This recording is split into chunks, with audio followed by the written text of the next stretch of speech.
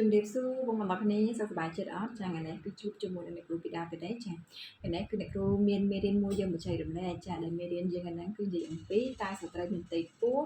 នៅពេលដែលមានផ្ទៃពោះលាបថ្នាំកញ្ចក់ដៃទៅចា៎មានផលប៉ះពាល់ទៅដល់កូនក្នុងផ្ទៃដែរឬទេណោះចា៎អញ្ចឹងចង់ដឹងអត់បើចង់ដឹងកុំភ្លេចតាមដានវីដេអូនេះរហូតដល់ចប់ទាំងអស់គ្នាណាចា៎អញ្ចឹងបងប្អូនដឹងហើយថាតើតើតំណែងស្ត្រីមានផ្ទៃពោះគឺមនុស្ស2នាក់ចាកូនของពោះផងខ្លួនឯងផងចា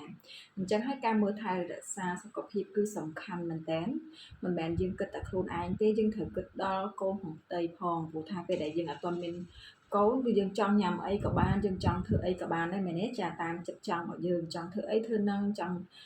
ញ៉ាំអីញ៉ាំនឹងចង់ទៅណាទៅនឹងប៉ុន្តែពេលដែលយើងមានកូនមិនមែនសត្វតែចិត្តរបស់យើងទេធ្វើអីត្រូវគិតគូរដល់កូនតើវាប៉ះពាល់ដល់កូនអត់យើងមានកូនអញ្ចឹងធ្វើបានអត់អីចឹងយើងត្រូវគិតគូរដល់សុខភាពកូនផងចាអញ្ចឹងចំពោះស្ត្រីមានផ្ទៃពោះនៅពេលដែលយើងមានផ្ទៃពោះសូមឲ្យយើងទៅធ្វើការប្រតិបត្តិសុខភាពនៅមណ្ឌលសុខភាពយ៉ាងតិចបំផុតបាន4ដងចាអាចក្រោម12សប្តាហ៍ចាមានន័យថានៅក្នុងត្រីមាសទី1ម្ដងចាត្រីមាសទី2ម្ដងដើមត្រីមាសទី3ម្ដងនិងចុងត្រីមាសទី3ម្ដងចា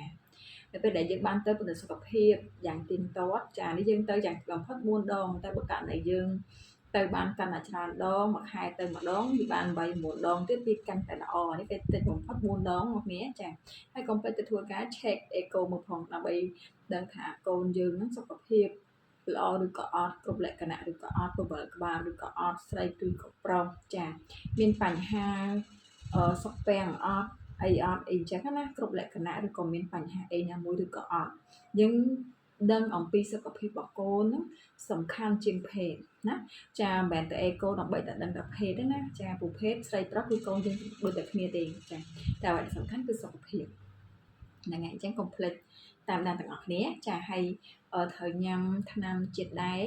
ចាយ៉ាងតិចបំផុតបាន90គ្រាប់អញ្ចឹងតើទៅនឹងថ្នាំជាតិដែកកុំគិតថាថ្នាំជាតិដែកនៅមណ្ឌលសុខភាពមិនសំខាន់ណាគឺសំខាន់ណាស់ព្រោះវាជួយដល់ខប់ឈាមក្រហមរបស់កូនឲ្យបានគ្រប់គ្រាន់ចាហើយជួយឲ្យម្ដាយមិនមានភាពស្លេកស្លាំងព្រមទាំងការពារនៅបញ្ហាសុខភាពដូចជាបញ្ហាជំងឺផ្សេងៗជាច្រើនទៀតអញ្ចឹងហើយយើងកុំចោលឲ្យសោះនៅថ្នាំជាតិដែករបស់មណ្ឌលសុខភាពចាយើងញ៉ាំថ្នាំក្រៅក៏ញ៉ាំទៅប៉ុន្តែកុំចោលថ្នាំជាតិដែកនឹងទៅចាព្រោះថាអ្នកដែលចោលថ្នាំជាតិដែកនឹងទៅច្រើនតាពេលកូនកាត់មកអាចស្លេកស្លាំងអាចអីចឹងមានបញ្ហាគេហៅថាពើឆ្អឹងពើអីចឹងទៅចាវាដូចមានបញ្ហាច្រើនណាស់គ្នាអញ្ចឹងថ្នាំជាតិដែកនឹងទៅហ្នឹងក៏វាល្អដែរអញ្ចឹងយើងកុំចោលអីយើងញ៉ាំក្រៅហើយយើងញ៉ាំអាហ្នឹងទៀតវាកាន់តែល្អណាចាហើយតើតើទៅនឹងមេរៀនយើងឯហ្នឹងដែលនិយាយអំពីតើស្ត្រីមានផ្ទៃពោះចានៅពេលដែលគាត់មានផ្ទៃពោះគាត់អាចលាបថ្នាំកញ្ចក់ដៃបានដែរឬទេចាហើយបើលាបតើមានប៉ះពាល់បានដែរមានប៉ះពាល់អ្វីខ្លះឬក៏អត់អីចឹងទៅចាអញ្ចឹងតាមការសិក្សាចាគេស្រាវជ្រាវមកណាបងប្អូនចាអញ្ចឹងតើតើទៅនឹងថ្នាំកញ្ចក់ដែលយើងលាបកញ្ចក់នេះណាចាអ្នកគ្រូអត់ពោះធំទេបងប្អូនអ្នកគ្រូឆ្លងទលេហើយអញ្ចឹងអ្នកគ្រូអាចលាបបានហើយលាបនេះមិនមែនលាបខ្លួនឯងទេបងប្អូនអើយកូននេះចាប់បខំលាបចង់លាបកញ្ចក់ដៃឲ្យម៉ាក់អញ្ចឹងតើបានលាបថ្នាំកញ្ចក់ដៃឲ្យម៉ាក់បានសុខចិត្តអញ្ចឹងធ្វើម៉េចទេចាទ្រាំតែកូនលាបផងទេមានកូនស្រីអញ្ចឹងណាចាហ្នឹងហើយអញ្ចឹងអ្នកដែលមានកូនស្រីបានយល់ចង់លាបឲ្យម៉ាក់ទាលាបឲ្យចាអញ្ចឹងនៅពេលដែលយើងពោះធំបងប្អូនអរគ្នាដឹងអត់ថាគ្រឿងសម្អាងដែលយើងប្រើគ្រប់បែបយ៉ាងគឺយើងត្រូវតែប្រយ័ត្នប្រយែងឲ្យមែនតើព្រោះថាគ្រឿងសម្អាងដែលយើងប្រើហ្នឹងគឺវាមានសារធាតុដែលសារធាតុនៅក្នុងហ្នឹងវាអាចជាសារធាតុលក្ខណៈថា organic ធម្មជាតិនិងពេលខ្លះទៅវាអាចជាមានសារធាតុគីមីនៅក្នុងដែរចាបើករណីយើងបានសិក្សាយើងបានស្វែងយល់យើងបានប្រើជាយូរហើយអូខេយើងដឹងថាវាមាន ingredient គ្រឿងផ្សំអីខ្លះច្បាស់លាស់អូខេវាអត់អីទេបើយើងគិតថាអាហ្នឹងយើងធ្លាប់ប្រើវាអត់អីទេចាវាសិតតែរបស់ធម្មជាតិទេអីចឹងវាអូខេយើងប្រើទៅវាអត់ប៉ះពាល់អីទេចាប៉ុន្តែបើសិនជាយើងប្រើរបស់ដែលយើងអត់ដឹងថាវាផលិតចេញពីអ្វីខ្លះមានសារធាតុផ្សំអ្វីខ្លះមានសារធាតុគីមីនៅក្នុងនឹងដែរឬក៏អត់យើងអត់ដឹងយើងចេះតែប្រើបងប្អូនអ្នកដឹងអត់ថាវាពិតជាអាចប៉ះពាល់ទៅដល់សុខភាពកូនមែនអញ្ចឹងហើយបានគ្រូពេទ្យមួយចំនួនគាត់តែងតែនិយាយថាពេលមានកូនគឺគេអត់ឲ្យប្រើគ្រឿងសម្អាងគេអត់ឲ្យលាបថ្នាំកញ្ចក់អីទេចាគឺគេហាមដាច់ខាតអត់ឲ្យយើងប្រើតែម្ដងដោយសារតែយើងជាអតិថិជនយើងអត់ដឹងថានៅក្នុងសារធាតុ ដែលយើងមកប្រើហ្នឹងវាអត់ដឹងថាមានសារធាតុដែរប៉ះពាល់ដល់សុខភាពឬក៏អត់អីចឹងយើងអត់ដឹងទេមានទេយើងទិញប្រេងយើងអត់ទិញទេអត់ដែរដឹងថាថ្នាំកញ្ចក់វាមានពពួកសារធាតុគីមីដែលវាប៉ះពាល់ទៅដល់កញ្ចក់ដែលវាប៉ះពាល់ទៅដល់កូនអីយើងអត់ដឹងទេមែនទេចេះតែទិញប្រើហ្នឹងចា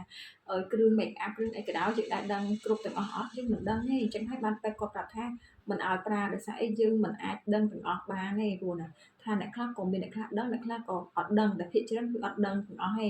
ព្រោះជាអញ្ចឹងទិញប្រើក៏ដឹងតែប្រើដល់ពេលអាសារធាតុផ្សំពីអីខ្លះមិនសូវបានមើលបានទេចាហ្នឹងហើយតែពេលយើងប្រើទៅ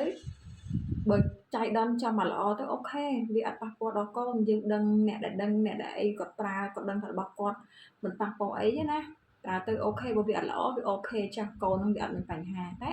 ចៃដន្យអីយើងប្រើចំរបស់ដែលមានបញ្ហាយើងដែរលើគេនិយាយអត់ថាលេចាលេឬក៏សារធាតុណាមួយចាដែលគេដាក់ទៅធ្វើឲ្យយើងមានជំងឺរហូតដល់ជំងឺមហារីកអ្នកខ្លះទៀតមហារីកស្បែកអ្នកខ្លះមហារីកនេះអ្នកខ្លះមហារីកនោះអ្នកខ្លះទៅជាខូចស្បែកខូចកលៀនខូចអីយើងដែរលឺអត់ចាហ្នឹងយើងដែរលឺអត់ចាវាមានពិតអញ្ចឹងហើយនៅក្នុងថ្នាំកញ្ចក់ឬក៏គ្រឿង make up ដែលយើងប្រើប្រាស់ហ្នឹងគឺវាអាចមានដូចគ្នាអញ្ចឹងបើករណីយើងប្រើទៅវាចំអត់របស់ដែលមាន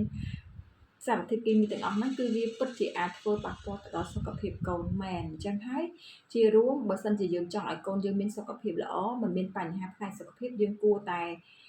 កុំប្រើអីចាយើងផ្ដាច់មួយរយៈទៅចាដូចអ្នកគ្រូអញ្ចឹងដែរ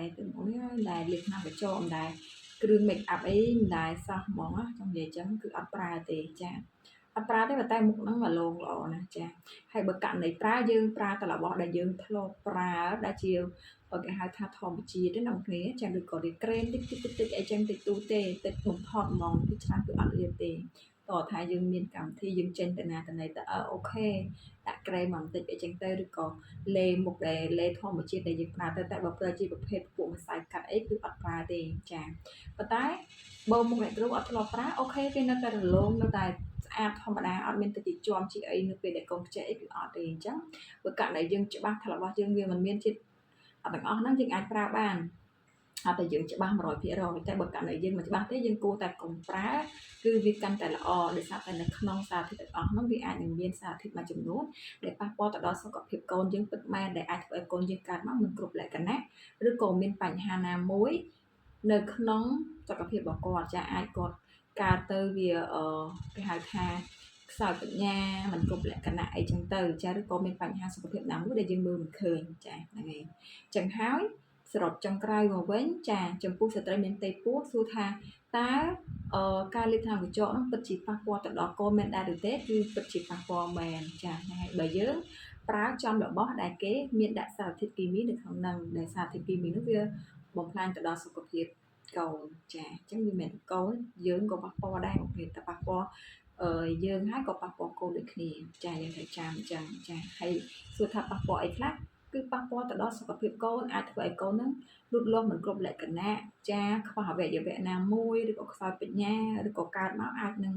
មានបញ្ហាទាក់ទងទៅនឹងសុខភាពរបស់គាត់ខ្សោយនៅចំណុចណាមួយឬក៏រាងកាយណាមួយអីចឹងទៅព្រោះអីវាអាស្រ័យទៅលើសារធាតុដែលគាត់ប្រើនោះវាមានកម្រិតប្រមាណហើយប៉ះពាល់ផ្នែកណាអីចឹងណាគ្នាចាអញ្ចឹងវាមានច្រើនមែនទែនហានិភ័យដែលកើតទៅលើកូននឹងដែលប៉ះពាល់ជាមួយនឹងសារធាតុគីមីនឹងចាហ្នឹងឯងអញ្ចឹងបងប្អូនជាម៉ាក់ទាំងគ្នាបើស្នាកូនកុំភ្លេចណាថែរក្សាសុខភាពរបស់កូនហើយបងប្អូនត្រូវដឹងថាសុខភាពគឺសំខាន់ជាងអ្វីទាំងអស់ជាពិសេសយុគ9គឺជាយុគភ្លើងដែលជាគេហៅថាយុគដែលយើងត្រូវមើលថែរក្សាសុខភាពឲ្យបានច្រើនសម្រាប់ខ្លួនឯងឲ្យបានច្រើនណាចាអញ្ចឹងបើសិនជាយើងមានកូនហើយយើងចង់ឲ្យកូនយើងមានសុខភាពល្អយើងគួរតែផ្អាកមួយរយៈទៅចាហ្នឹងឯងមិនថាថ្នាំកញ្ចក់មិនថាគ្រឿង make up អីទេគួរតែផ្អាកទៅណាចាហ្នឹងឯងបើជាបានជាទៅហើយបើករណីប្រើគឺប្រើដោយប្រុងប្រយ័ត្នណាចាហ្នឹងឯងប្រុងប្រយ័ត្នចាអ្នកគ្នាចឹងមានអ្នកគ្រូណាស់ពីនឹងនេះសូមអរគុណសូមជម្រាបលាជំរាបដល់លោកតហើយបើសិនជាពេញចិត្តកាប់មើលអ្នកគ្រូកុំភ្លេចជួយ like ជួយ share ជួយ follow page អ្នកមួយផងចាហើយជួយ subscribe channel YouTube អ្នកគ្រូពេទ្យឌៀនពីដើមអ្នកមួយផងចាហើយបើសិនជាមិនចង់ទទួលស្វាគមន៍ទៅនឹង ការរំលឹកសន្តិភាពមិនថាការប្រាថ្នាក៏ដូចជាការបូមសម្អាតកូនឬក៏ការយកកូនចេញទេមិនថាកូនតូចកូនធំរហូតដល់6 7 8ខែទេបងប្អូនអាចទៅមកបានតាមផេកទីពេញអ្នកដេកស្ដាញ់ស្នាមញញឹមស្ត្រីចាផេកបន្ទប់ផេកបន្ទប់ថែទាំស្ត្រីនេះបិតាក៏ដូចជាតាម Telegram តោះ096 422575បានចាស់ដែលដេកស្ដាញ់ពីគ្រូបិតាចាសូមអរគុណសូមជម្រាបលាបាយបាយជួបគ្នានៅវីដេអូបន្ត Love you